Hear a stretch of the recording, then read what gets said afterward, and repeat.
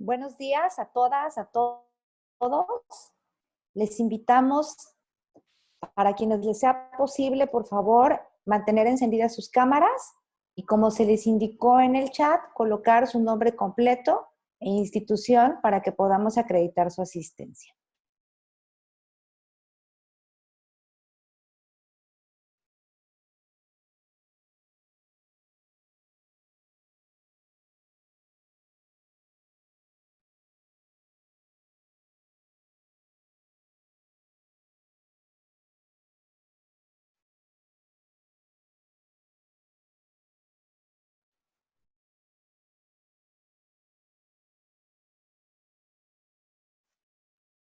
Para iniciar con nuestra actividad del día de hoy, quiero agradecer profundamente a nuestro invitado de esta actividad, el doctor Pablo González Domínguez.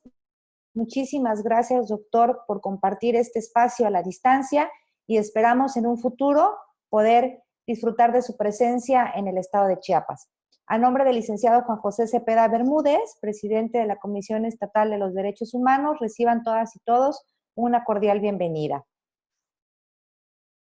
Para continuar con el orden del día de este taller, me voy a permitir ceder el uso de la voz al maestro Alfredo Urbanova Ortega. Él es visitador general especializado en la atención de niños, niños y adolescentes de este organismo público defensor de derechos humanos. Por favor, maestro Alfredo, le pediría que nos dé un mensaje de bienvenida en representación de nuestro titular. Muchas gracias, maestra Elena. Muy buenos días a todas y a todos. Sean bienvenidos a la segunda edición 2021 del taller de análisis de sentencias de la Corte Interamericana de Derechos Humanos. En representación del licenciado Juan José Cepeda Bermúdez, presidente de la Comisión Estatal de los Derechos Humanos, saludo y agradezco al doctor Pablo González Domínguez, abogado de la Corte Interamericana de Derechos Humanos. Muchas gracias por su generosidad para participar en este espacio de reflexión para conocer los criterios de la Corte en las sentencias emitidas al Estado mexicano. Créanos que es de gran valía la aportación que tendremos el día de hoy con su intervención. Sin duda, el caso Radilla Pacheco tuvo un gran impacto en el sistema jurídico mexicano por haber sido el primer asunto significativo en el que la Corte Interamericana condenó al Estado mexicano por contener órdenes para que éste realizara cambios estructurales de suma importancia para la vida pública de nuestro país. Pues las bondades, digamos, que trajo esta sentencia en el ámbito jurídico y obviamente en el campo de los derechos humanos son vastos. Algunos de ellos, digamos, solo por citar, es que, por ejemplo, el Estado, ¿no? A través del Poder Judicial, instruye a sus jueces a llevar un control de convencionalidad en un modelo de control difuso.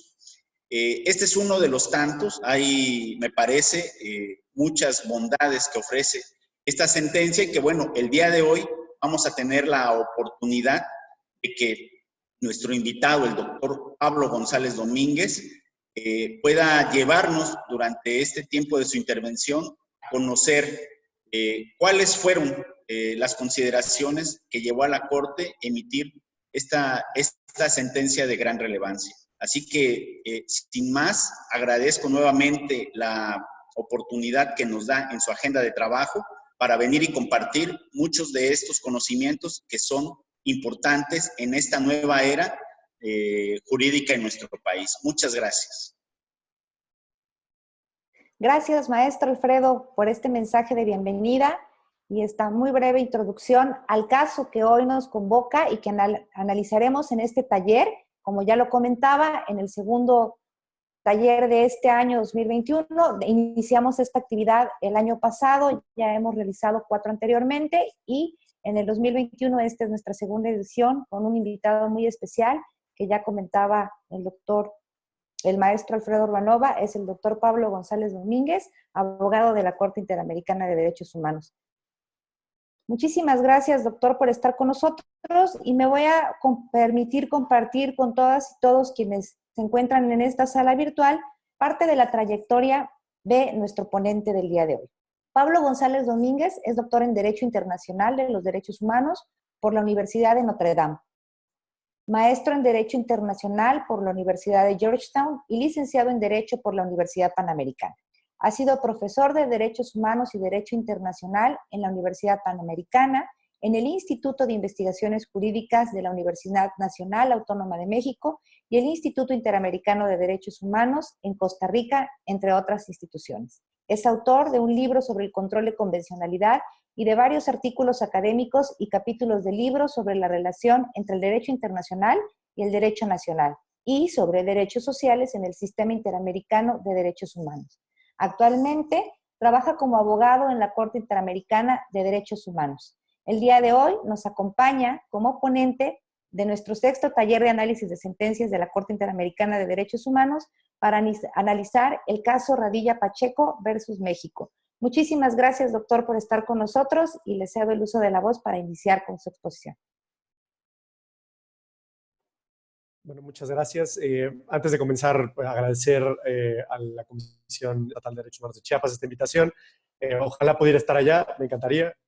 Desafortunadamente no podemos hacerlo, pero bueno, tenemos esta oportunidad de hablar sobre estos temas y de participar en su evento vía Zoom. Entonces, le mando un saludo a todos y a todas desde San José, Costa Rica, aquí donde está la sede de la Corte Interamericana. Ahorita estoy en mi casa, obviamente, pero bueno, estamos aquí trabajando en la labor jurisdiccional desde el sistema interamericano.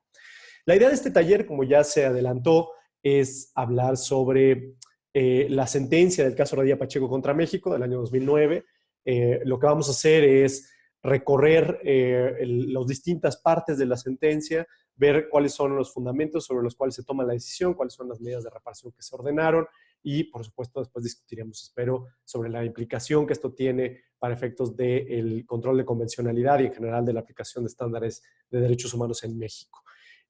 Lo que les propongo que hagamos es que yo voy a presentar una diapositiva directamente a ustedes, que recorramos los distintos elementos del caso y si tienen preguntas puntuales en ese momento, bueno, podríamos intervenir, pero yo preferiría que las dejáramos por una cuestión de orden al final, si es que se pueden esperar. Si son cosas muy importantes, bueno, entonces levanten la mano ahí y podemos ahí mismo discutirla.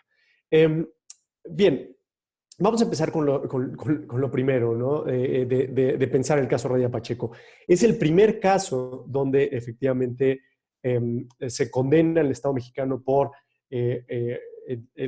dos temas que son muy importantes. Un tema es el de la desaparición forzada de personas del señor Radilla Pacheco, pero sobre todo por el tema de la jurisdicción militar, ¿no? Este es uno de varios casos donde se analiza el tema de la jurisdicción militar. Es un tema central que da lugar, vamos a ver más adelante, a la orden de la modificación legislativa del artículo 57 del Código de Justicia Militar y también a la obligación estatal de hacer control de convencionalidad. Y eso, si quieren, lo podemos discutir a detalle, pero obviamente provocó un cambio importante en la manera en que se entendía la labor del Poder Judicial y de todas las autoridades en relación con la aplicación de estándares internacionales en materia de derechos humanos. Ese es un punto importante que hay que recalcar del caso Radilla Pacheco. Ahora, respecto a la estructura de la sentencia, les doy un comentario previo. Usualmente una sentencia de la Corte Interamericana, y pensando que esto es un taller de sentencias, por eso voy a hacer referencia a esto, si lo dividiéramos en partes, si ustedes abren una sentencia que se haya notificado ahora o en los últimos años, lo que van a ver es que tiene un apartado introductorio, que básicamente es el planteamiento que hace la Comisión Interamericana ante la Corte cuando somete el caso. Después hay un relato sobre el procedimiento ante la Comisión y ante la Corte Interamericana. Después se hace un análisis de la competencia de la Corte y después se divide la sentencia ya ahora sí en el fondo en otras 4 partes importantes. Una parte de excepciones preliminares, que son cuestiones de admisibilidad fundamentalmente del caso. También algunas consideraciones iniciales que se hacen, que nosotros le llamamos consideraciones previas, por ejemplo, análisis que se realiza respecto a la determinación de víctimas en un caso. Eso se analizaría como una cuestión previa, o si algunos hechos escapan al marco fáctico que se debe analizar en el caso, sería una cuestión previa que se analizaría en la sentencia. Después es un análisis de la prueba, aunque esto usualmente los debates relativos a la admisibilidad de la prueba se observan en la convocatoria a la audiencia pública, es donde se suelen debatir esas cuestiones. Después una narración de los hechos probados del caso y finalmente el análisis del fondo, que a su vez se va a subdividir en el análisis de cada uno de los derechos que se están viendo en el caso concreto, ¿no?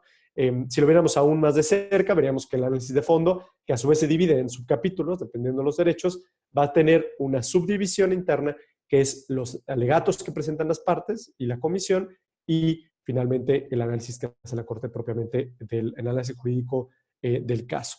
Después se establecen las reparaciones del caso, los puntos resolutivos de la sentencia y finalmente los votos de los jueces que se anexan a la sentencia, ¿no? Ahora, ¿por qué les digo esto? Me parece que es importante entender pues, cómo se hacen las sentencias de la Corte, que es una forma particular de que se hagan. Es la manera en que la Corte Interamericana ha ido evolucionando en términos de cómo analizar sus propios casos, pero también porque el caso Radilla Pacheco fue hecho en una época en que no necesariamente así se hacían las sentencias. Si ustedes ven el caso Radilla, y seguramente muchos ya lo habrán leído, se darán cuenta que no hay un capítulo de hechos, sino que los hechos se analizan junto con el fondo en cada una de las partes, ¿no?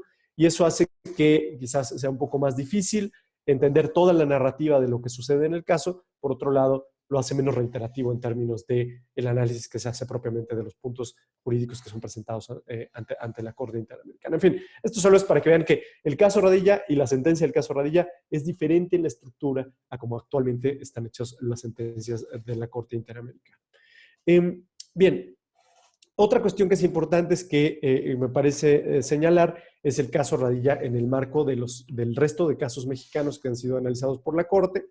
Sabemos, está el caso Castañeda Gutman, luego está Radilla Pacheco, está el caso de Campo Algodonero, después los casos de Inés y Valentina, el caso Cabrera García y Monteflores. Después hay un par de casos que se resuelven a través de un acuerdo de solución amistosa que homologa la Corte Interamericana y emite una sentencia, y finalmente los casos de Atenco y de Alvarado Espinosa.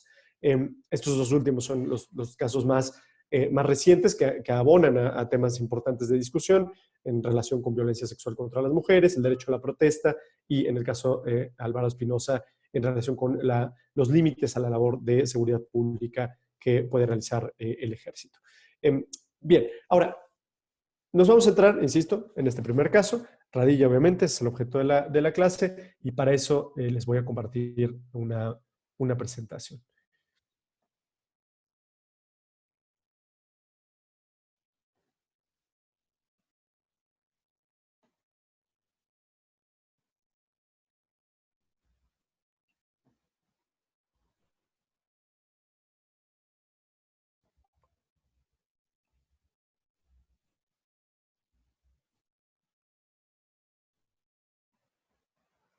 Perdón, parece que tengo una cuestión de seguridad que necesito desactivar para poder presentar.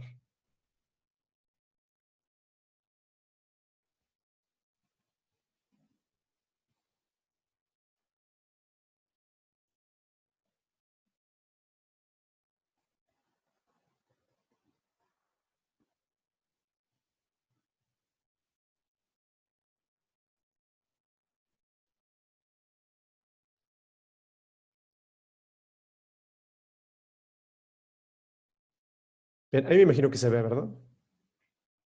Sí, doctor, sí se ve. Perfecto.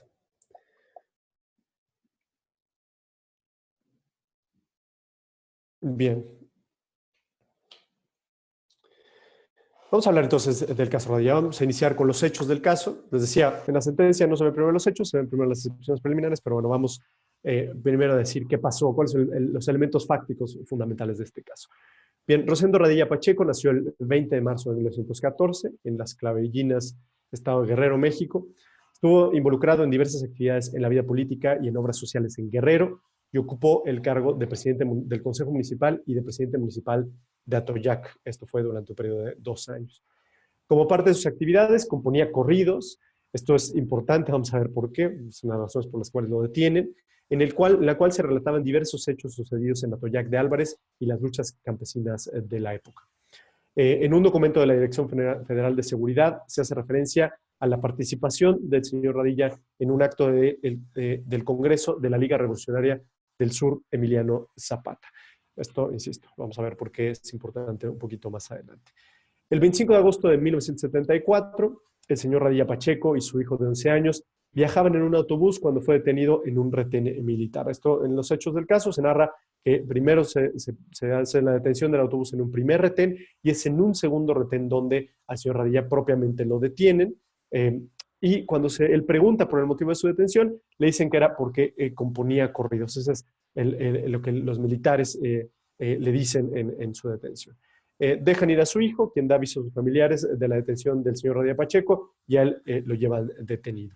Los testigos del caso narran que fue visto en el cuartel militar de Atoyac de Álvarez con signos de maltrato físico y que nunca más se volvió a saber de su paradero. Sus familiares realizaron diversas gestiones para localizarlo, nunca presentaron una denuncia propiamente por temor a represalias ante una denuncia, pero sí trataron de hacer gestiones con familiares y conocidos que tuvieran algún contacto en el gobierno. Sin embargo, nunca obtuvieron respuesta del paradero del señor Radilla Pacheco. Bien, hay que pensar también que este caso se da en un contexto específico de hechos, y ahorita les digo que esto es relevante, porque en la época en que fue detenido y desaparecido el señor Radilla Pacheco, en diversas partes del territorio ocurrieron desapariciones forzadas. Estamos hablando de los años 70, en el contexto de la Guerra Sucia, el cual tenía dos características importantes. Primero, actos de mucha violencia por parte del ejército y de la policía para contrarrestar a la guerrilla o a quien se percibiera que pertenecía o colaboraba de alguna forma con la guerrilla, como el caso del señor Radilla Pacheco, y por otro lado también por una incapacidad en general de las instancias del gobierno, pero en particular del Poder Judicial, para poder contrarrestar los actos que implicaran, como en este caso, una desaparición forzada. Existió, esto quedó demostrado, tanto en la CNDH como ante la Corte Interamericana, existió un patrón de detenciones, tortura y desapariciones forzadas de personas o militantes de guerrillas o identificados como sus simpatizantes. Aquí esto tiene una relevancia doble, el tema del contexto, y que creo que puede ser interesante para ustedes, en el sentido de que la Corte Interamericana en general, también la Comisión Interamericana, cuando analiza los casos que son sujetos a su conocimiento, casos sobre todo como estos de desaparición forzada, es también importante considerarlo en el contexto más amplio social que existe y político en el que se desarrollan esos hechos. ¿Por qué? Porque estos contextos también tienen un valor en el análisis de la prueba del caso, sobre todo en casos como estos de desaparición forzada de personas, donde las pruebas o estuvieron en poder del Estado o el propio Estado las ha desaparecido. El contexto sirve para entender mejor una violación que se da en un caso concreto, y esto es una situación que ocurre desde los primeros casos de la Corte Interamericana. Pensemos en el caso Velázquez Rodríguez contra Honduras, en donde ese caso se analiza precisamente en el patrón de desapariciones forzadas que existía y de violencia estatal, justamente para contrarrestar elementos que se entendieran como subversivos ante el gobierno en turno. Bien, en el caso que sucede se plantean 4 excepciones preliminares. El Estado mexicano se va a defender con una excepción en particular que es importante en este caso de Radilla Pacheco. El Estado, la excepción principal que plantea es una excepción preliminar en razón del tiempo, debido a que la fecha del depósito del instrumento de adhesión a México ante la Convención Americana fue en 1981, y sin embargo los hechos de la detención del señor Radilla Pacheco habrían ocurrido en 1974. El Estado plantea esta excepción en relación con la aplicación de los 2 instrumentos que sirven como base normativa para el análisis del caso, que es la Convención Americana y, por otro lado, la Convención Interamericana sobre desaparición forzada de personas.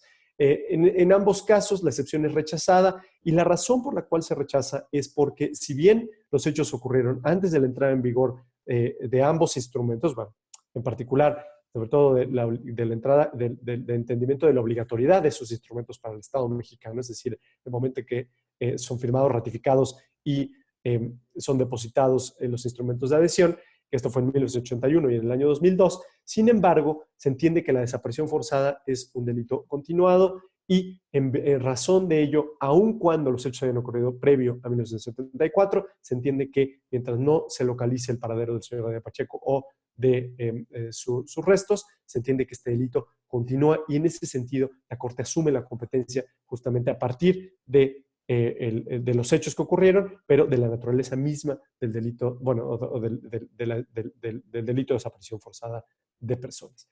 El Estado, por otro lado, planteó una excepción preliminar en razón de la materia, porque en su consideración los representantes estaban haciendo alegatos en relación con la aplicación de la Carta de la OEA. La Corte después analiza que, en efecto, los representantes no están haciendo propiamente ese alegato, sino que se utiliza como una referencia, por lo tanto, la excepción carece de objeto y se rechaza.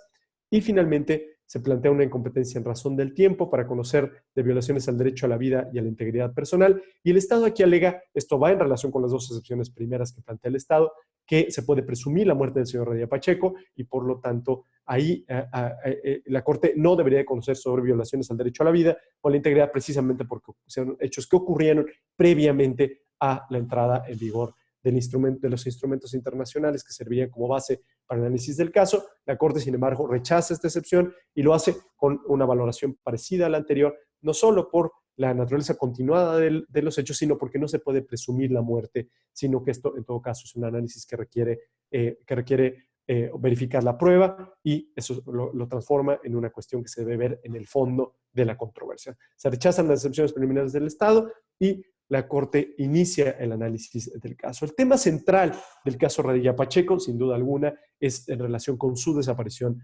forzada. Y aquí la Corte reitera su estándar ya claramente establecido en su jurisprudencia respecto a la naturaleza y alcance de la desaparición forzada, así como sus elementos, y establece que esta constituye una violación múltiple de varios derechos protegidos por la Convención Americana. Esto ya lo hemos visto desde los primeros casos de desaparición forzada, que la desaparición forzada es un fenómeno particular, pluriofensivo, que implica una violación al derecho a la vida de las personas, al derecho a su libertad personal, al derecho a su integridad personal y a partir del año 2009 se entiende del derecho al reconocimiento de la personalidad jurídica. Son violaciones a diversos artículos de la Convención. Y esto, si lo lleváramos hacia atrás al caso Velázquez Rodríguez, veríamos que la desaparición forzada de personas es un fenómeno diferenciado que no solamente constituye una privación ilegal de la libertad, no solamente constituye un atentado contra la vida de las personas, contra su integridad, pues usualmente son objeto de torturas o tratos crueles mientras se encuentran desaparecidos, y en sí mismo el hecho de estar privado de libertad sin posibilidad de conocimiento de las personas del paradero, incluso ella misma del paradero donde se encuentra de su futuro, se entiende como una afectación a su derecho a la integridad personal.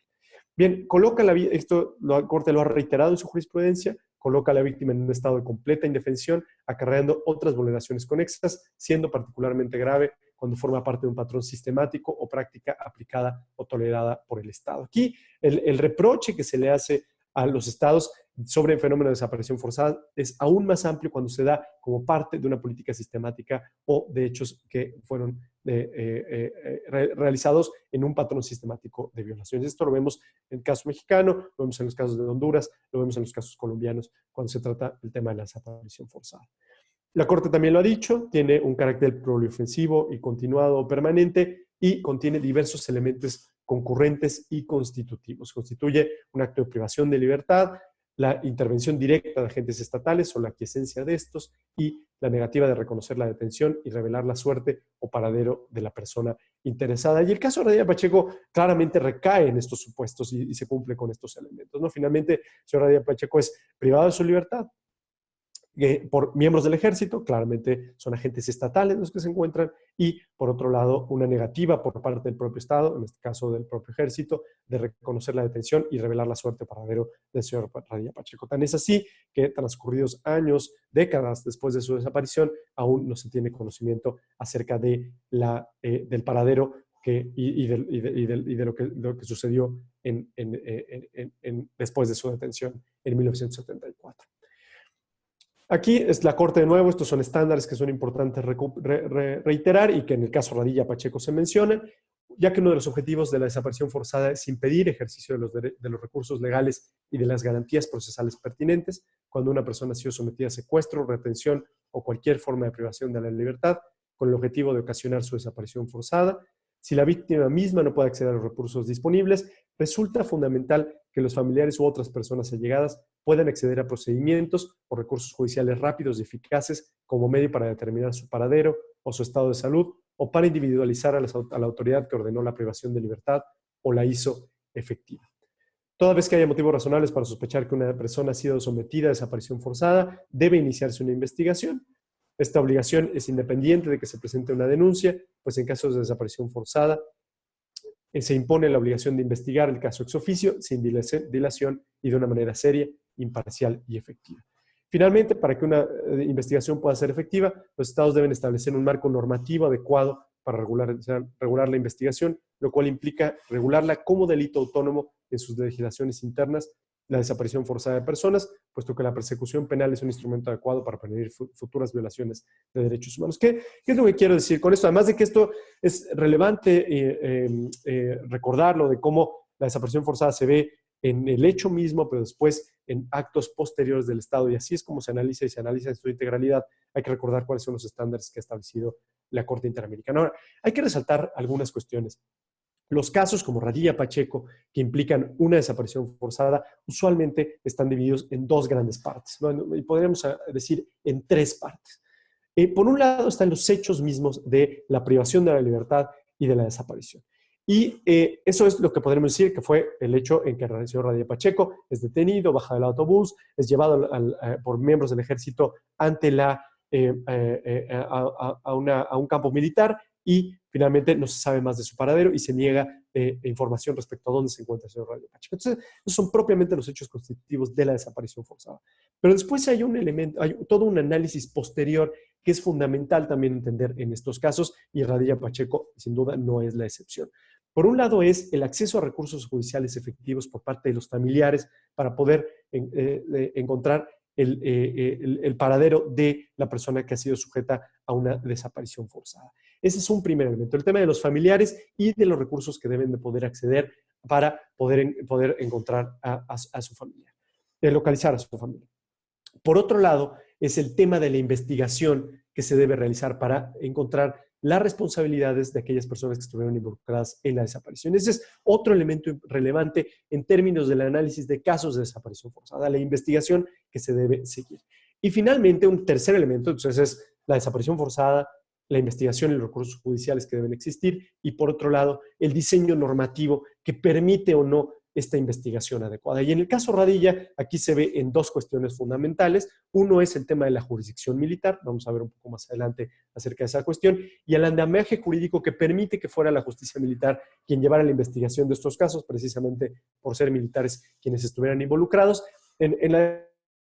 y por otro lado, el tema de la tipificación de la desaparición forzada como un delito autónomo, que eso es una obligación que emana no solo de la propia jurisprudencia de la Corte Interamericana, sino directamente del artículo 3º de la Convención Interamericana sobre Desaparición Forzada de Personas. Entonces, vemos estos elementos, ¿no? Por un lado, los hechos mismos del caso, por otro lado, los recursos judiciales de los familiares, el deber de investigar y finalmente el diseño normativo en el cual se desarrollan las actividades del propio Estado.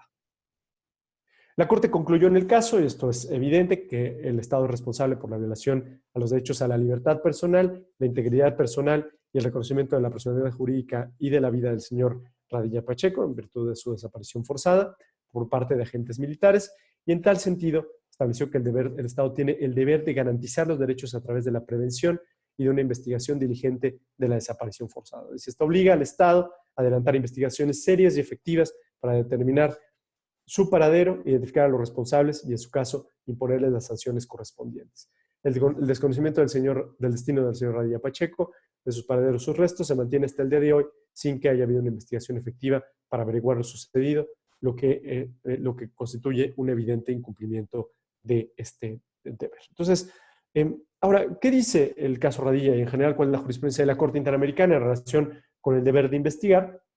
La Corte ha establecido que esta obligación que la obligación de investigar los hechos, juzgar y en su caso sancionar a los responsables de un delito que constituye una violación de derechos humanos es un compromiso que emana de la Convención Americana y que la responsabilidad penal debe ser determinada por las autoridades judiciales competentes, siguiendo estrictamente las normas del debido proceso establecida en el artículo 8 de la Convención Americana. En ese sentido, los familiares de las víctimas de violaciones a los derechos humanos tienen el derecho a conocer la verdad de lo sucedido. Aquí, en la jurisprudencia de la Corte, ¿esto cómo se manifiesta o de dónde surge? Ustedes saben, la Convención Americana tiene en sus artículos 1.1 y 2 dispone lo que se le conoce como las obligaciones generales del Estado, Parte de esas obligaciones del artículo 1 constituye el deber de respetar y garantizar los derechos. El deber de respetar los derechos requiere que no se realicen acciones que constituyan violaciones a derechos humanos, es decir, tiene una naturaleza negativa. Y, por otro lado, el deber de garantía tiene una naturaleza positiva e implica no solamente no realizar conductas violatorias de derechos, sino además realizar acciones positivas que permitan su efectividad. Y esto incluye el deber de prevenir, investigar y sancionar las violaciones de derechos humanos. Es justamente el deber de investigación se ha desarrollado a partir del deber de garantizar los derechos establecido en el artículo 1.1 de la Convención Americana. Ahora, respecto al deber de investigación, la Corte ha dicho que este se debe realizar conforme a las reglas del debido proceso, las cuales están definidas en el artículo 8 de la Convención. E igualmente que las familiares de las víctimas y las víctimas de estas violaciones deben tener derecho a un recurso judicial efectivo en términos del artículo 25 de la Convención. Entonces, cuando pensamos en el derecho de acceso a la justicia, ustedes si ven el caso Radilla, verán que el título del capítulo después de la desaparición justamente habla del acceso a la justicia, es estas obligaciones que emanan del análisis conjunto de los artículos 8, 25 y 1.1 de la Convención Americana, específicamente en el deber de garantizar los derechos, ¿no? Y esto es un derecho que recae sobre la víctima, pero también sobre los familiares de las víctimas de violaciones. Bien, en el caso concreto, aquí, bueno, podríamos ir obviamente mucho, se podría ver detalladamente cuál es el análisis fáctico que se hace respecto a las falencias de la investigación, pero nos vamos a centrar en uno en particular, en la siguiente diapositiva. Por ahora solamente aquí lo que resume la Corte en uno de sus párrafos es que si bien se realizaron varias diligencias, la investigación llevada a cabo por el Estado no fue conducida con la debida diligencia, de manera que fuera capaz de garantizar el restablecimiento de los derechos de las víctimas y evitar la impunidad. El tribunal se ha definido la impunidad como la falta en su conjunto de investigación, persecución, captura, enjuiciamiento y condena de los responsables de las violaciones de los derechos protegidos por la Convención Americana. También en el análisis de la investigación se analiza el tipo penal aplicado en la consignación, el plazo razonable de las investigaciones y el derecho a la participación de los familiares de la víctima. Bien, jurisdicción militar. Este es sin duda el segundo gran tema del caso Radilla Pacheco en términos de su importancia y trascendencia más allá del caso concreto, es el tema de la jurisdicción militar. Y es que aquí, ¿qué pasó? Una vez que efectivamente se remite el caso ante el Juzgado Segundo de Distrito, este emite una resolución mediante la cual declina su competencia en razón del fuero a favor del juzgado militar correspondiente. El tribunal colegiado resolvió que el juzgado militar efectivamente era competente y el 29 de noviembre de 2006 se dicta un acto de sobreseimiento. Ahora, la Corte en su jurisprudencia ha establecido que tomando en cuenta la naturaleza del crimen y el bien jurídico mencionado, la jurisdicción militar no es el fuero competente para investigar y, en su caso, juzgar y sancionar a los autores de violaciones de derechos humanos, sino que el procesamiento de los responsables debe corresponder siempre a la justicia ordinaria. En tal sentido, la Corte en múltiples ocasiones ha indicado que cuando la jurisdicción militar, la justicia militar, asume competencia sobre un asunto que debe conocer la justicia ordinaria, se ve afectado el derecho al juez natural y, a fortiori, el debido proceso, el cual, a su vez, se encuentra íntimamente ligado al propio derecho de acceso a la justicia. El juez encargado del conocimiento de una causa debe ser competente, además de independiente e imparcial. Entonces, aquí, claro, el artículo 57 del Código de Justicia Militar, interpretado también a la luz del artículo 13 de la Constitución, le reconocía el fuero para conocer de este tipo de casos a la justicia militar. Esto constituía una violación a los estándares de la Corte Interamericana en materia de debido proceso y de acceso a un recurso judicial efectivo. Y en ese sentido, la Corte se refiere a la aplicación del artículo 57 y establece que dicha disposición se refiere a la extensión de la jurisdicción militar sobre delitos del fuero ordinario cuando sean cometidos por militares en los momentos de estar en servicio o con motivos de actos del mismo. La Corte estimó que el artículo 57 es una disposición amplia y precisa que impide la determinación de la estricta conexión del delito del fuero ordinario con el servicio castrense objetivamente valorado. Dice la Corte, la posibilidad de que los tribunales castrenses juzguen a todo militar al que se le imputa un delito ordinario por el solo hecho de estar en servicio implica que el fuero se otorga por la mera circunstancia de ser militar. En tal sentido, aunque el delito sea cometido por militares en los momentos de estar en servicio con motivo de actos del mismo, no es suficiente para que su conocimiento corresponda a la justicia penal castrense. Insisto, este es un tema muy importante en relación con el acceso a la justicia, específicamente por el hecho de que fuera el foro militar el que conociera del caso. Esto constituye una violación al debido proceso y también, por lo tanto, al acceso a la justicia de las víctimas. Otros temas tratados en relación con acceso a un recurso judicial efectivo es el recurso efectivo para impugnar la competencia militar, la justicia militar en la Convención Interamericana sobre Desaparición Forzada de Personas, la tipificación del delito y la tipificación del delito de desaparición forzada de personas. Bien, aquí finalmente, ¿cuáles son las violaciones que se determinan en el caso Radilla Pacheco? Sin duda, es una violación al artículo 4, 5, 3 y 7 de la Convención Americana por su desaparición forzada, una violación a los artículos 1.1, 8 y 25 por una inadecuada investigación de los hechos del caso y también por la falta de acceso a un recurso judicial efectivo, y una violación al artículo 2 de la Convención. ¿Y esto por qué? Por la falta de tipificación adecuada del delito de desaparición forzada de personas como un delito autónomo y por lo tanto lo que provocó que no se siguiera la investigación justamente por el delito de desaparición forzada. Es una violación al artículo 3 de la Convención Interamericana sobre Desaparición Forzada de Personas y también una violación al artículo 2 por el contenido del artículo 57, fracción segunda, inciso A del Código de Justicia Militar, que permitía que fuera el fuero castrense y no la justicia ordinaria quien conociera sobre estas violaciones. Bien, esto es en materia sustantiva, que de alguna manera el caso Radilla no aporta ningún elemento novedoso, voy a decirlo así, en relación con la jurisprudencia previa de la Corte en cada uno de estos temas, pero sí en relación con México. Y esto no solo por ser el primer caso en donde se condena al Estado mexicano, sino también por las medidas de reparación que se ordenaron en el caso. Y esto es sin duda el elemento que quizás mayor impacto generó al interior de México. ¿Y por qué? Bueno, por un lado, se establece la obligación de investigar los hechos, identificar, juzgar y en su caso sancionar a los responsables de la desaparición forzada del señor Radilla Pacheco. Esto es, digamos, una consecuencia natural de las falencias de la investigación y de la declaración de responsabilidad del Estado por esas falencias, pero por otro lado se establecieron una serie de medidas de satisfacción y de garantías de no repetición que me parece es de lo que más se conoce y mayor impacto generó el caso Radilla Pacheco. ¿Cuáles son estas medidas de reparación? Bueno, se estableció que se tenía que determinar el paradero del señor Radilla Pacheco y se establecieron una serie de alegatos solicitando reformas constitucionales y legislativas en materia de jurisdicción militar. Y esto es lo que la mayoría conocemos principalmente del caso Radilla Pacheco. ¿En qué consistieron estas obligaciones? Bueno, por un lado, se estableció la obligación para el Estado de modificar el artículo 57 del Código de Justicia Militar para hacerlo compatible con las garantías del debido proceso establecidas por la Convención Americana.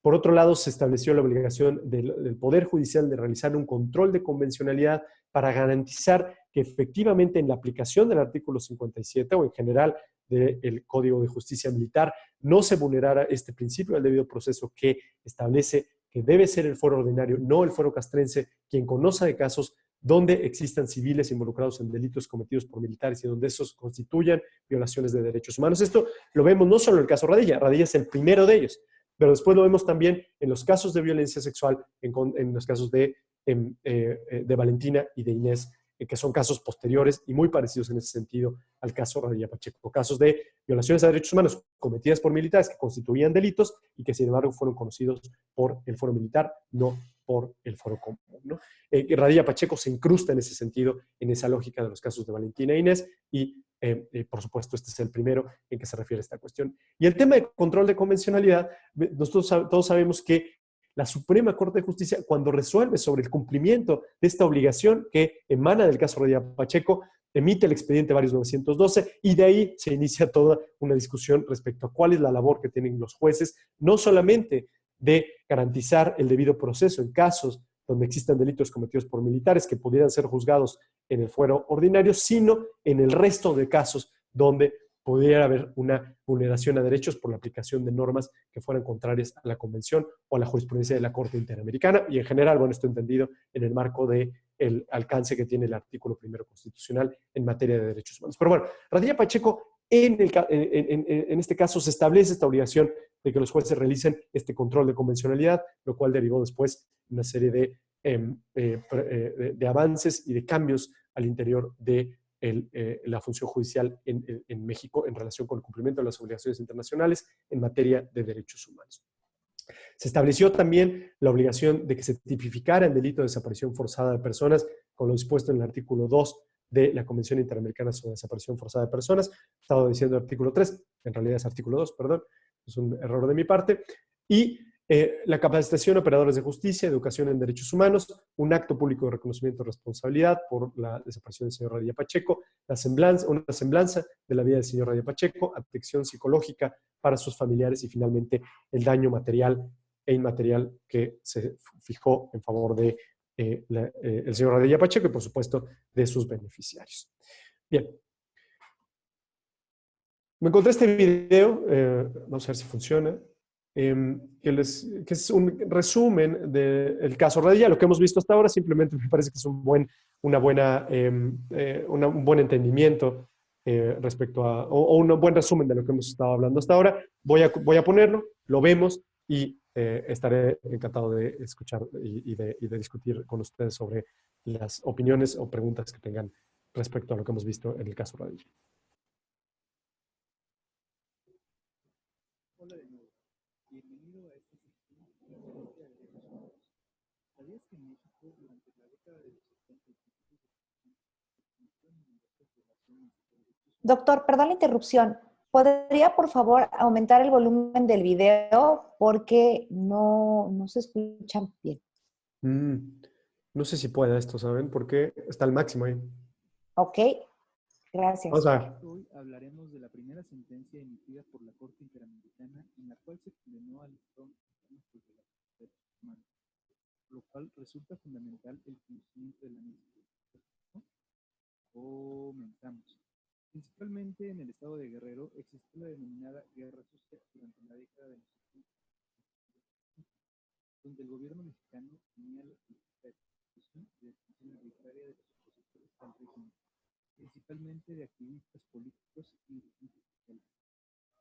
Rosendo Radilla Pacheco no solo era un campesino, fue un destacado líder social en el municipio de Atoyac de Álvarez, Guerrero. Se dedicaba al cultivo y venta de café y cereza, trabajando siempre en beneficio del pueblo para mejorar condiciones de salud y educación, manteniendo un compromiso social y arduo trabajo, que lo llevarían a ser presidente municipal de Atoyac durante el periodo de 1955 y 1960.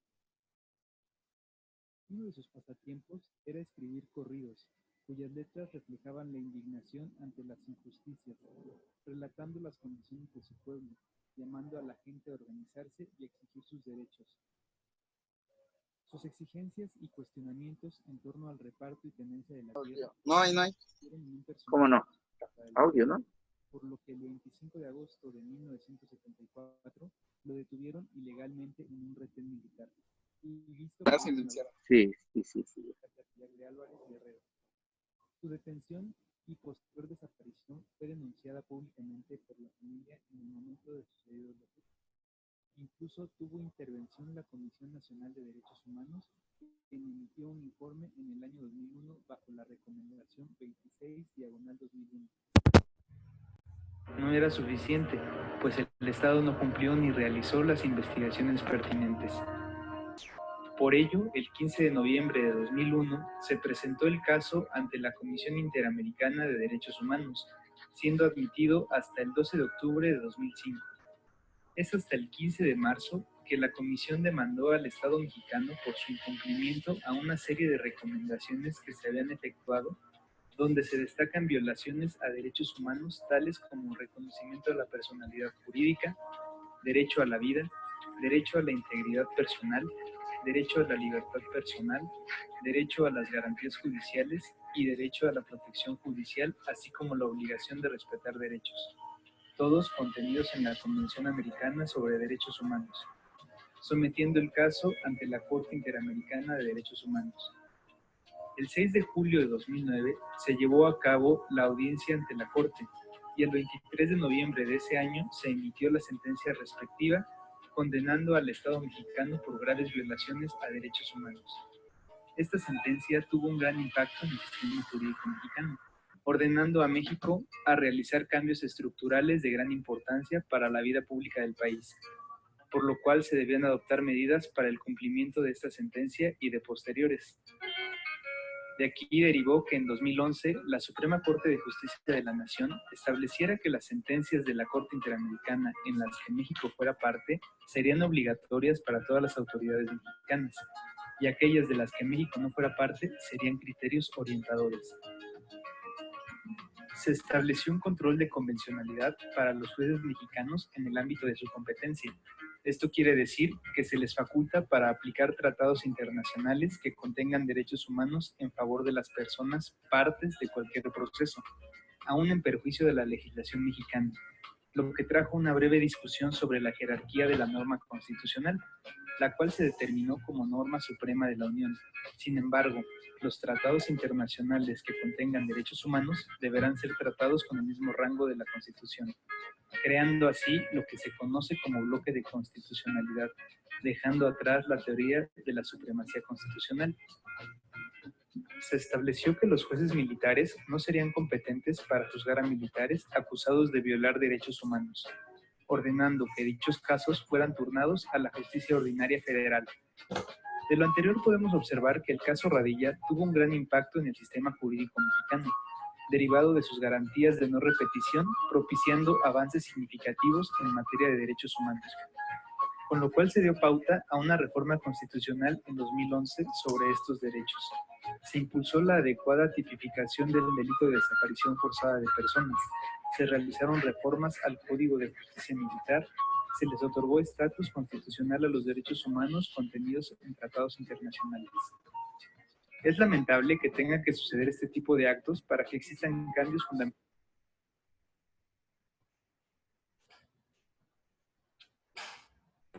Bien.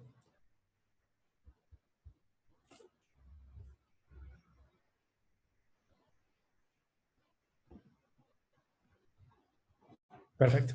Bueno, pues veo que tenemos todavía un tiempo para preguntas y respuestas. Elena, no sé si tengan alguna pregunta o algún comentario que quisieran hacer sobre el análisis de esta sentencia. Me parece que este es el momento para abordarlas. Gracias, doctor. Invitaría a todas y todos quienes se encuentran en esta sala a plantear las dudas que tuvieran respecto a lo que nos acaba de compartir el doctor Pablo. Y para poder llevar el orden, les pediría, por favor, si tienen alguna duda, pedir el orden de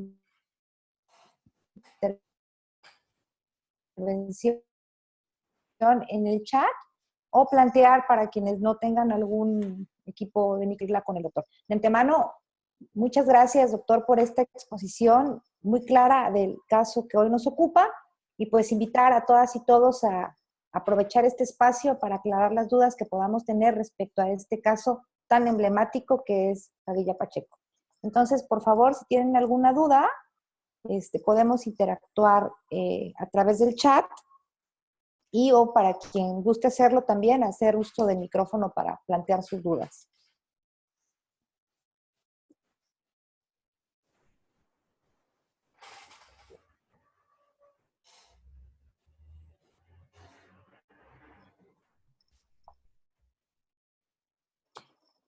Tenemos una primera pregunta, doctor, que nos plantea Elvira y nos dice, yo tengo una duda respecto a dónde queda el pluralismo jurídico y el derecho indígena respecto a la jerarquía jurídica de la Constitución y los tratados internacionales. Es una muy buena pregunta, que excede al caso Radilla Pacheco sin duda alguna, porque no se relaciona con ello, pero me parece que es una pregunta que se debe analizar desde dos ópticas. Por un lado, creo que conviven dos elementos, a nivel teórico al menos, ¿no? Habría que verlo de manera más cercana, pero conviven dos elementos. Por un lado, el tema de la universalidad de los derechos. Y eso de alguna manera entra en tensión con la idea de el pluralismo jurídico, tanto a nivel estatal, de cada uno de los estados, pero también al interior de los propios estados respecto al derecho indígena. Yo creo que esa es una pregunta que a nivel teórico estamos discutiéndola, y es cuáles son los puntos en donde podríamos hablar, si es que podemos hacer eso, de un mínimo de derechos que debe ser reconocido y respetado sin importar ningún otro elemento cultural, y dentro de ese mínimo de derechos, cuáles son las cuestiones externas que sí pueden estar sujetas a un cierto, voy a usar esta palabra, aunque no me gusta tanto, a un cierto relativismo dependiendo de un sistema jurídico determinado. Ahora, mi postura sobre eso es que, ¿dónde queda eso? Bien, yo creo que debe quedar establecido claramente en la Constitución del Estado. Es decir, cuáles los espacios dentro de la propia Constitución del Estado, en el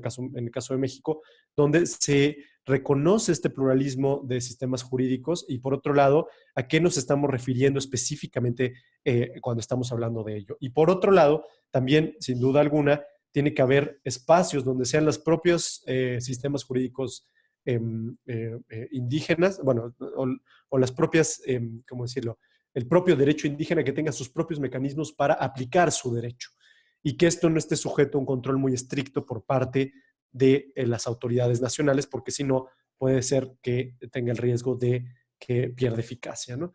Ahora, esto, perdón, yo sé que es una respuesta muy abstracta, me parece que habría que verla en un caso concreto para ver de qué estamos hablando, de qué país estamos hablando, y de qué norma del derecho indígena estamos hablando, cómo se aplicó y cómo se controló.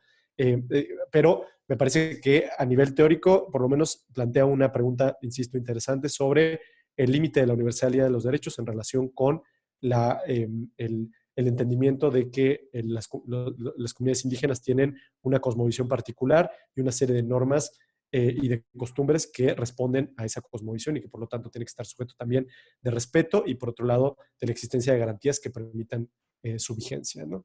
En fin.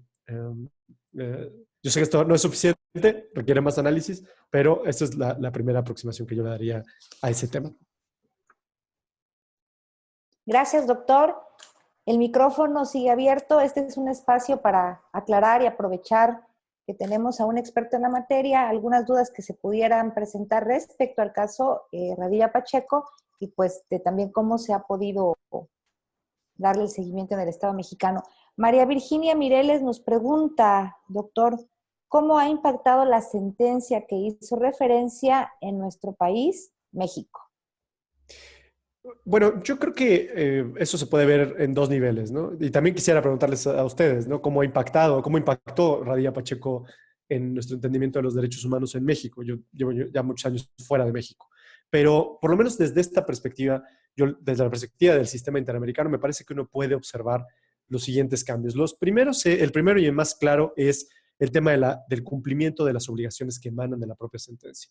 Me parece que la modificación del artículo 57 del Código de Justicia Militar, aunque si bien ha sido incompleta en términos de sus alcances, sí representó un cambio respecto a la posibilidad de que el foro militar conociera sobre casos como la desaparición del señor Radilla Pacheco, y eso implicó, me parece, un cambio normativo importante. El segundo cambio, que es fundamental, es el tema de la tipificación del delito de desaparición forzada, que ya se encontraba tipificado, pero le dio mayor visibilidad a esta cuestión de que la desaparición forzada se tiene que combatir y perseguir sobre la base de ese delito, ¿no? Y no como una privación ilegal de la libertad. Me parece que eso es otro avance importante que viene de la sentencia de Radilla Pacheco. Por otro lado, el tema del control de convencionalidad. Creo que sin Radilla Pacheco no habríamos tenido la discusión que estamos teniendo, o que hemos tenido en México desde hace ya varios años, respecto a la obligación de las autoridades estatales de realizar control de convencionalidad. Y ahí no solo es Radilla Pacheco, la Corte Interamericana, sino sobre todo la manera en que la Suprema Corte de Justicia tomó el tema, lo abanderó, lo discutió y lo expandió, digamos, para impactar todo el sistema jurídico mexicano. Entonces, ahí Radilla fue un detonante importante para una discusión en la Suprema Corte respecto a el lugar que ocupan los derechos humanos de fuente internacional y la jurisprudencia de la Corte Interamericana como parámetros de decisión y de actuación por parte de las autoridades, y en particular del Poder Judicial. Eso es formalmente, ¿no? y visto a nivel macro, por supuesto, esto tuvo un elemento reivindicatorio importante, me parece, para los familiares de la víctima. Pero a nivel macro, digamos, como política de Estado, creo que este fue un impacto relevante que tuvo Radilla Pacheco. Ahora, a nivel ya distinto, creo que esta sentencia puso al sistema interamericano y a la Corte Interamericana en el radar en México. Me parece que es una sentencia que hizo que se tuviera mayor conocimiento respecto a la existencia misma de la Corte Interamericana, su función, el tipo de casos que conoce, y que a través de un caso tan emblemático, que además ocurrió en una época particularmente traumática para la vida política de nuestro país, como es la Guerra Sucia, bueno, la Corte lo pone esto, emite esta sentencia, y creo que eso también es un elemento importante, poner al sistema interamericano y a los derechos humanos en la agenda de la discusión a nivel social y político en México. Yo creo que eso es también un elemento de aporte importante que tiene la sentencia del caso Radilla. Gracias, doctor. Están surgiendo algunas otras inquietudes en el chat. Y si me lo permite, no sé si me alcanzaron a escuchar, le comentaba que están surgiendo algunas otras dudas en el chat. Sí, Y vamos a cederle la palabra a Sandra García. Te pediría, por favor, si puedes realizar tus preguntas de manera puntual para que podamos optimizar el tiempo y tratar de responder las preguntas que harán otras y otros compañeros de la sala. Adelante, Sandra, por favor, si puedes activar. Sí, buenas tardes. Espero que me escuchen bien. Sí. Sí, gracias. Doctor, gracias por su aportación. Me da mucho gusto saludarlo. Y yo estoy actualmente en la Comisión Estatal de Búsqueda de Personas. En nuestro país, en México, tenemos casi 80,000 personas desaparecidas. El tema de desaparición de particulares se ha extendido también, de desaparición de personas también se ha tipificado para que puede ser cometido por particulares, ¿no? Entonces, esto extiende el campo. Quisiera hacer dos preguntas. Una es, ¿cuáles serían en su experiencia, algunas recomendaciones que deberían observarse dentro de los procesos de investigación y de búsqueda y localización de personas en un contexto de grupos armados o grupos paramilitares? Y si podría recomendarnos algún caso que la Corte haya conocido y que podríamos revisar, por ejemplo, para retomar la experiencia y poderlo llevar a la práctica. Y también, por otro lado, en Chiapas en concreto, afortunadamente es un estado que no tiene grandes índices, o al menos oficialmente, de desaparición de personas, pero los casos inciden mayormente en la desaparición de personas migrantes, naturalmente pues por nuestra geografía. Entonces, me gustaría también que pudiera aportarnos alguna recomendación para la búsqueda de personas migrantes, y pues esas serían mis preguntas y muchas gracias por su aportación. Gracias a ti, Sandra. Bueno, en realidad, a ver, me parece una pregunta compleja en el sentido de que,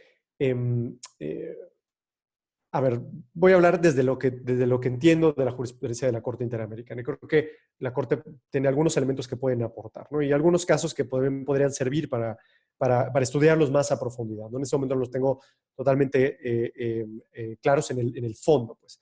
Pero yo creo que un caso importante que es de un supuesto fáctico distinto, pero que aborda una cuestión relevante, es el caso de Campo Algodonero. Ustedes recordarán que el caso de Campo Algodonero es un caso que se relaciona con violencia sexual contra las mujeres, pero en particular con casos de desapariciones y que son cometidas por terceros, no por agentes estatales.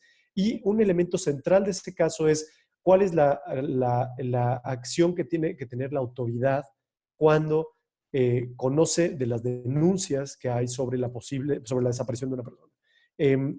Y en ese caso, una cuestión importante, que creo que por analogía se puede transportar, al menos en un aspecto a la situación que planteas, es respecto a la necesidad de una debida diligencia estricta en casos donde hay un contexto que ya está demostrado en donde existe la posibilidad de que las personas desaparecidas, en este caso eran mujeres, en un contexto en donde estaba demostrado que existía continuos actos de violencia sexual contra las mujeres, que era Juárez, ¿no?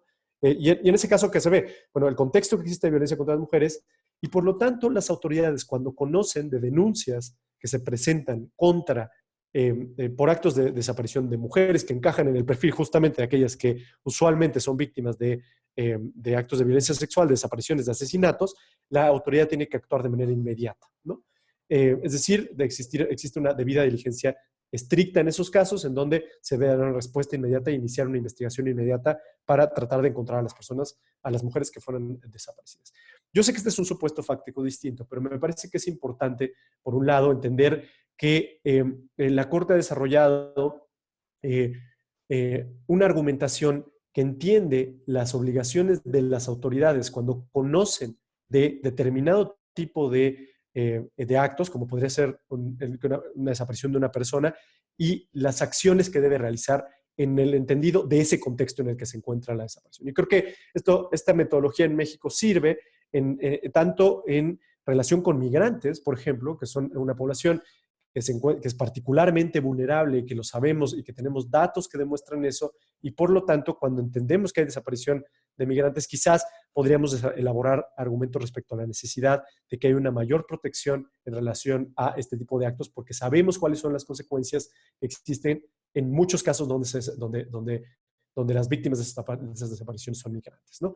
Y también esto requiere, y esto ya excede, me parece, el ámbito de la actuación directa de la autoridad de una sentencia, pero requiere también impulsar políticas que permitan una respuesta acorde a las circunstancias y a la vulnerabilidad en que se encuentran los migrantes cuando son víctimas de privaciones a su libertad, ¿no? O de desapariciones en sentido estricto de la palabra. Entonces, creo que ese es un primer elemento que la jurisprudencia puede aportar para efectos de elaborar el tipo de medidas que las autoridades deben de adoptar, deben de tomar cuando conocen de este tipo de actos, ¿no?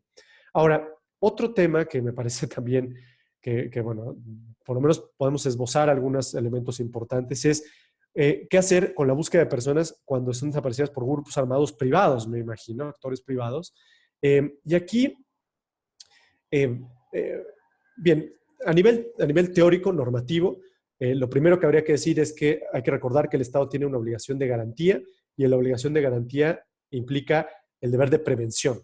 Y en el deber de prevención es donde encuadramos, al menos para efectos de establecer las responsabilidades estatales, ahí es donde encuadramos cuáles son el límite de las obligaciones de las autoridades estatales, cuando son actores privados los que realizan determinada conducta que puede constituir una violación de derechos humanos. Entonces, la pregunta desde la perspectiva de la Convención Americana sería, ¿cuáles son esas labores de prevención que tiene que hacer la autoridad frente a las actuaciones de grupos armados privados que cometen actos de desaparición forzada, ¿no? Esa al menos sería un primer paso para abordar la cuestión. Ahora, de casos de la Corte Interamericana, me parece que ahí lo que hay que explorar es la manera en que se ha tratado la responsabilidad estatal por actos cometidos por la guerrilla en los casos colombianos. Yo creo que eso podría ser un primer paso para entender el alcance de las obligaciones estatales y el tipo de acciones que debe tomar el Estado frente a actuaciones que pueden implicar desaparición forzada por parte de actos de terceros, ya sea de la guerrilla o de los paramilitares. Yo creo que si hubiera casos, y ante la pregunta, la recomendación sería explorar esos casos. Vamos a ver qué es lo que ha dicho el derecho internacional en relación con las obligaciones estatales ante ese tipo de circunstancias, tanto en el deber de prevención como en el deber de investigación, que creo que esa es otra cuestión que es relevante. Ahora, yo entiendo que México, con estos dos temas, que bueno, sin duda son temas mucho más complejos, y aquí solamente es una idea muy de lo que el sistema puede dar al respecto, pero sin duda son cuestiones que pueden exceder incluso en algunos casos a la capacidad estatal, y por eso hay que explorarlos en su dimensión compleja, ¿no? Y también con los riesgos que conlleva justamente enfrentar, digamos, las acciones de estos grupos privados que pueden ser particularmente violentas, ¿no? Más en un contexto como el mexicano. Bueno, espero que eso te sirva. Muchas gracias, doctor. Pues aprovechando de su generosidad, vamos a continuar con otras dudas que han surgido en el chat. Y nos preguntaban también si puede señalar algo respecto del control difuso en relación específicamente con esta sentencia. Y bueno, adelante. No sé si tenía más la pregunta. No.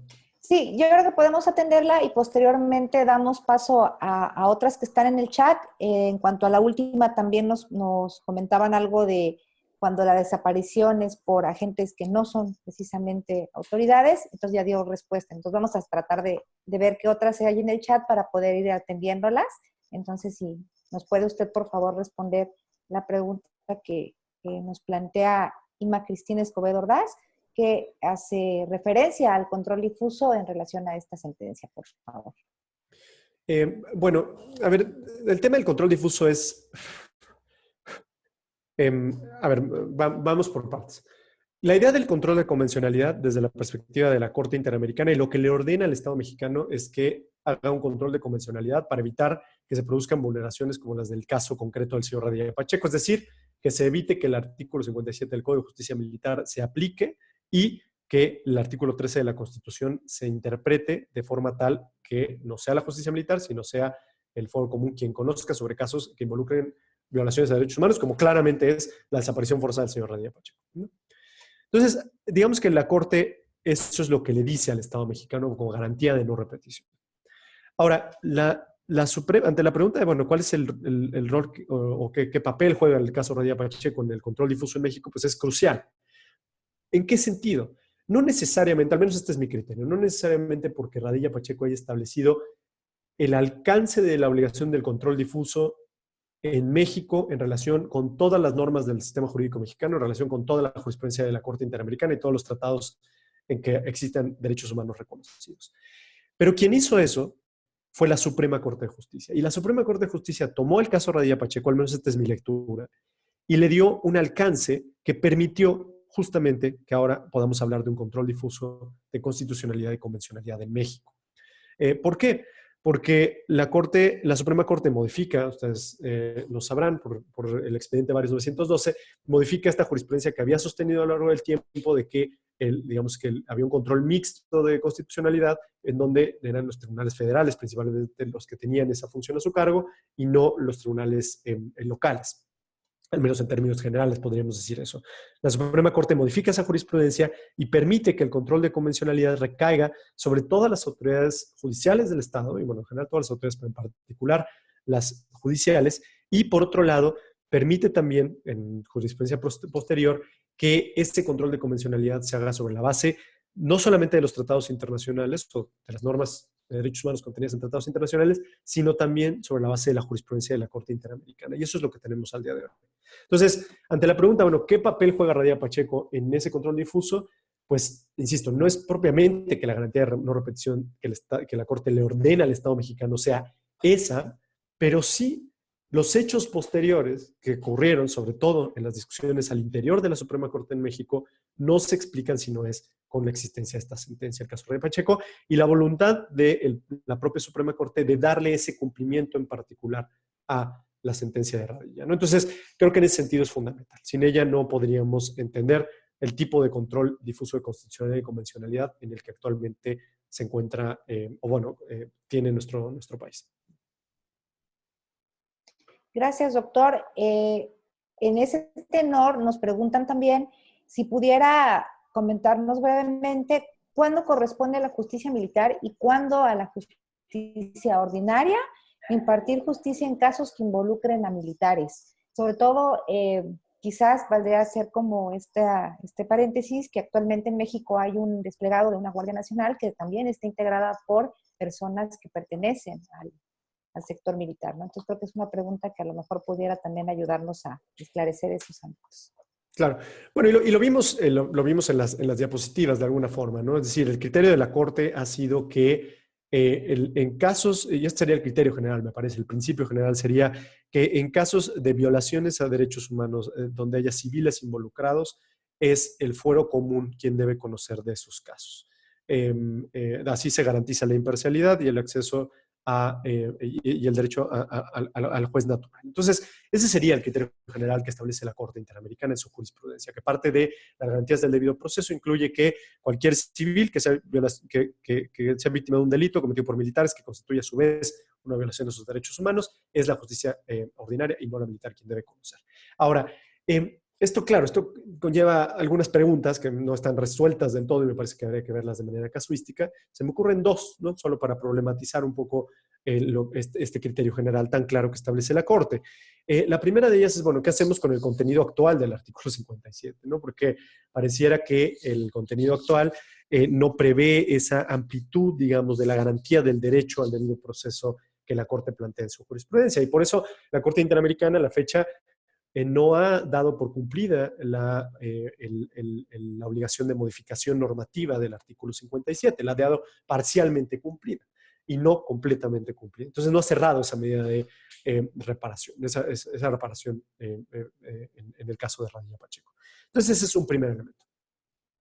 Ahora, se puede interpretar esa norma de conformidad con los estándares de la propia Corte Interamericana y se puede hacer control de convencionalidad sobre esa norma, aun cuando no sea completamente modificada, de conformidad con los estándares interamericanos. Me parece que eso podría ser una posibilidad y una cuestión a explorar, ¿no? ¿Cómo interpretamos ese artículo a la luz de la jurisprudencia de la Corte Interamericana?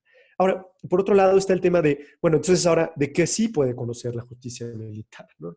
¿De qué casos sí puede conocer? Y bueno, ahí me parece que es una cuestión que habría que ver caso por caso, pero los más obvios me parece son aquellos donde, por ejemplo, delitos cometidos por el fuero, por miembros del ejército que no atenten en contra de los derechos humanos, ¿no? De civiles, esa sería una primera regla, y esto me parece que estaría claro, ¿no? Aquellos casos donde no hubieran derechos humanos involucrados, bueno, eso sí podrían entrar en la justicia militar, ¿no?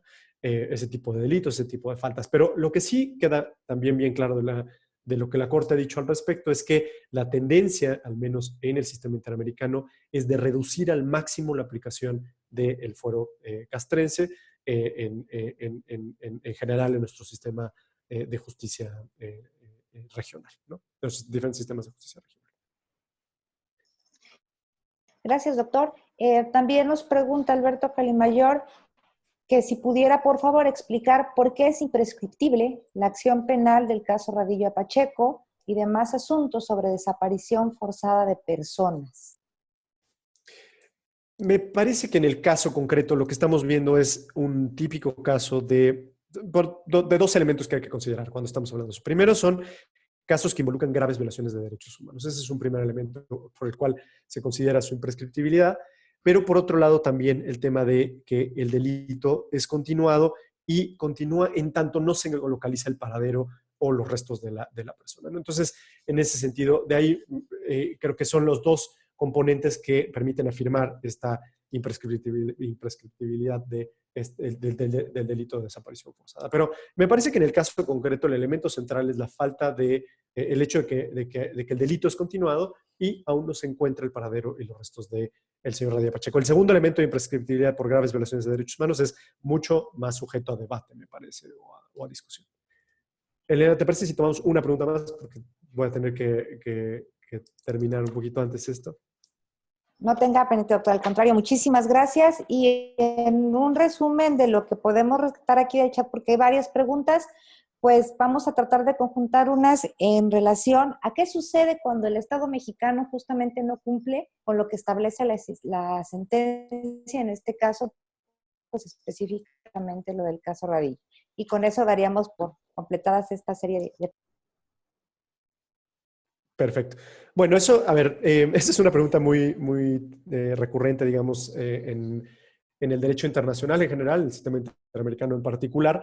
Y, bueno, la primera cuestión, la cuestión, digamos, obvia y jurídica, la consecuencia jurídica que tiene el incumplimiento de una sentencia de la Corte Interamericana es que el Estado se encuentra en incumplimiento de sus obligaciones internacionales. La propia convención prevé con claridad, y el Estado ha asumido ese compromiso, que debe cumplir con sus compromisos internacionales, incluido debe cumplir con las sentencias en los casos en que el Estado es parte. Entonces, parte de esa sentencia es las medidas de reparación que se ordenan por violaciones de derechos humanos. Al no cumplir con esas medidas de reparación, está en un cumplimiento del propio tratado, ¿no? Por no justamente cumplir con su compromiso de cumplir con las obligaciones que emanen de una sentencia judicial emitida por la Corte Interamericana. Ahora, en términos prácticos, ¿qué pasa? Bueno, lo que va a suceder es que el Estado va a continuar en el proceso de supervisión de cumplimiento de sentencia. Entonces, la Corte Interamericana, una vez que el caso la sentencia es emitida por parte de la Corte y se la notifica al Estado, comienza a correr el deber de cumplir con esa sentencia y también, por lo tanto, la supervisión que emite la Corte respecto al cumplimiento de las obligaciones que emanan de esas sentencias. Es un procedimiento que se le conoce como supervisión de cumplimiento de sentencias y la Corte evaluará periódicamente los casos en que el Estado ha sido condenado y emite resoluciones respecto al estado de ese cumplimiento. Bien, ahora, ¿qué pasa más allá de eso? Bueno, se puede también, existe un mecanismo a través del cual ante la Asamblea General de la Organización de Estados Americanos se establece el caso de un incumplimiento del Estado, ¿no? Y por parte de la Corte Interamericana puede plantear esa cuestión ante la Asamblea General y hasta ahí llega, ¿no? Eso es lo que hace. Ahora, ¿qué sí podemos decir del cumplimiento de las sentencias internacionales, en general en la Corte en particular? Que en muchas de estas obligaciones que emanan sí son cumplidas por parte del Estado. Entonces, me parece que la efectividad se da principalmente porque una vez que se emite el fallo, más allá de la obligación jurídica que emana de la propia Convención de darle cumplimiento, es el propio Estado el que suele activar sus mecanismos para darle cumplimiento a estas cuestiones, ¿no? Y el ejemplo, Radilla Pacheco es un gran ejemplo en ese sentido, porque cuando pensamos en la manera en que la Suprema Corte de Justicia actuó y dio cumplimiento a la garantía de no repetición, y el Poder Legislativo y el Ejecutivo actuaron para modificar el Código de Justicia Militar, aunque parcialmente, eso es una muestra de cómo funciona finalmente el cumplimiento de una sentencia. Es el propio Estado el que actúa en ese sentido y también la sociedad la que le exige al Estado que dé cumplimiento. La sociedad y aquí en sentido amplio. Esto incluye también, me parece, justamente organismos como las Comisiones Estatales de Derechos Humanos, la Comisión Nacional de Derechos Humanos, que son quienes monitorean justamente cómo se cumplen con las obligaciones estatales a nivel interno del Estado y que también tienen algo que decir al respecto. Pero solo resumiendo la pregunta, en términos jurídicos hay un incumplimiento de la Convención Americana. En términos prácticos, procesales, continúa la supervisión del cumplimiento de esa sentencia por parte de la Corte Interamericana. En términos políticos, podría ser el caso que se activaran mecanismos diplomáticos para el cumplimiento de sentencias en el ámbito de la OEA, poco probable, pero existe por lo menos teóricamente. Y finalmente, esto activa a la sociedad y a los actores políticos relevantes al interior para justamente darle cumplimiento a una sentencia que no ha sido cumplida hasta un momento, ¿no? Bien, bueno, pues hasta aquí yo termino agradeciendo nuevamente la invitación de la Comisión Estatal y también su atención. Veo que son muchísimos participantes, me da mucho gusto que tenga tanto éxito este taller de sentencias y entiendo que nos veremos después para hablar de otro tema muy diferente al caso Radilla Pacheco, pero también otra sentencia del caso mexicano. Así que espero con gusto que podamos vernos pronto y les deseo que tengan una buena tarde. Muchas gracias, doctor. De manera muy rápida, queremos agradecerle nuevamente que haya estado con nosotros y compartir en pantalla un reconocimiento que hace la Comisión Estatal de los Derechos Humanos por su participación en esta serie de talleres de análisis de sentencias de la Corte Interamericana de Derechos Humanos, el cual está firmado por nuestro presidente, el licenciado Juan José Cepeda Bermúdez. Muchísimas gracias, doctor, por estar el día de hoy con nosotros y como bien lo señalaba, próximamente nos estará acompañando en otro taller, al cual también todas y todos estarán cordialmente invitados. Para quienes les sea posible, por favor, si prenden su cámara para tomarnos una foto en compañía de nuestro invitado y con eso poder concluir el día de hoy nuestro sexto taller de análisis de sentencias de la Corte. Muchísimas gracias, doctor, por este espacio. Muchísimas gracias. Gracias. Entonces, a la cuenta de 3, la foto. Dígame, doctor. No, eso, la foto. 1, 2, 3.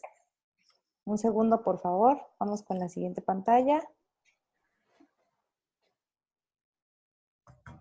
Y listo. Muchísimas gracias, doctor. Le agradezco muchísimo su tiempo y su disposición. Que tengan Gracias. todas y todos una buena tarde. Hasta luego.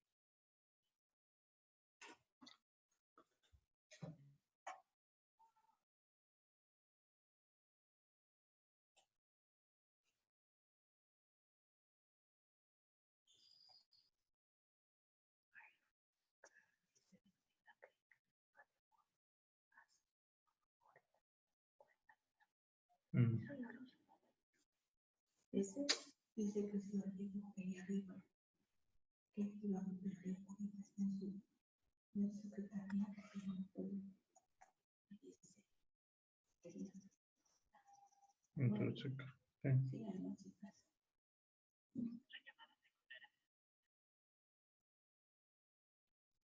La traicionera está muy bien, porque ahora ya. Sí, estoy.